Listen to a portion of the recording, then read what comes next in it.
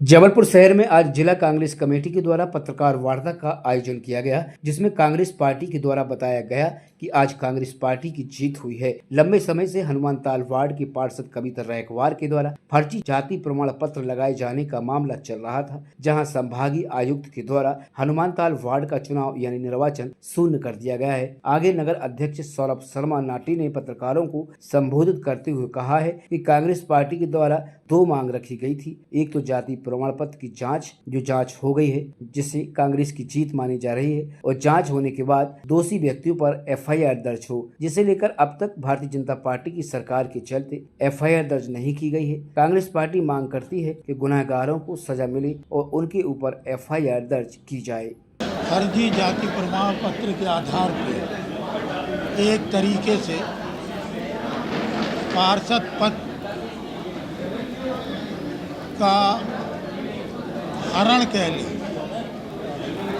जो किया गया था सत्ता पार्टी की दम पे, वो पर्दाफाश हुआ है न्यायिक प्रक्रिया से और प्रशासनिक छानबीन समिति से, और स्पष्ट हो गया है कि हर दृष्टिकोण से ये फर्जी है। अब प्रक्रिया आगे बढ़े, चूँकि पार्षद रिक्त हो गए, पार्षद पद रिक्त हो गया है और 6 महीने में चुनाव करवाना अनिवार्य है। अब प्रशासन को अपनी साख बचाने के लिए 6 महीने के अंदर चुनाव करवाना चाहिए। ये कांग्रेस पक्ष की मांग है, और जिनने ये फर्जीवाड़ा किया है, जो भी दोषी है, उन पे कार्रवाई हो।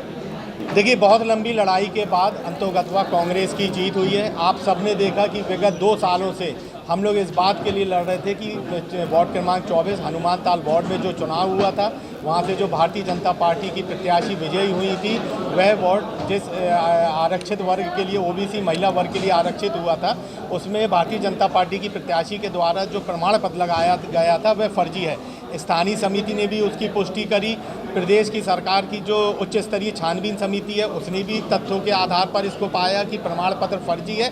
तमाम ये लंबी लड़ाई लड़ते लड़ते कल हमको माननीय संभाग आयुक्त के द्वारा ये फैसला, ये आदेश मिला है कि वार्ड क्रमांक 24 हनुमानताल वार्ड का जो चुनाव है उसको शून्य घोषित किया जाता है। हमने एक मांग और करी थी कि जिस आधार पे उस उक्त प्रत्याशी को चुनाव लड़ने का मौका दिया गया है, वह डॉक्यूमेंट अगर फर्जी है तो उस पर एफआईआर दर्ज हो, 420 का और फोर्जरी का मामला दर्ज हो। चूँकि भारतीय जनता पार्टी की सरकार के चलते आप कल्पना कर सकते हैं कि किस तरीके से बड़े बड़े मामले में भारतीय जनता पार्टी अपने लोगों को बचाती है। चुनाव तो शून्य हो गया है, लेकिन अभी तक एफआईआर दर्ज नहीं हुई है, अभी तक मामला दर्ज नहीं हुआ है। हम आगे चुनाव के लिए भी तैयार हैं, और आगे हमारा संघर्ष इस बात के लिए भी रहेगा कि शीघ्र अतिशीघ्र ये जो अपराध घटित हुआ है उस पर एफआईआर दर्ज होने का भी काम हो।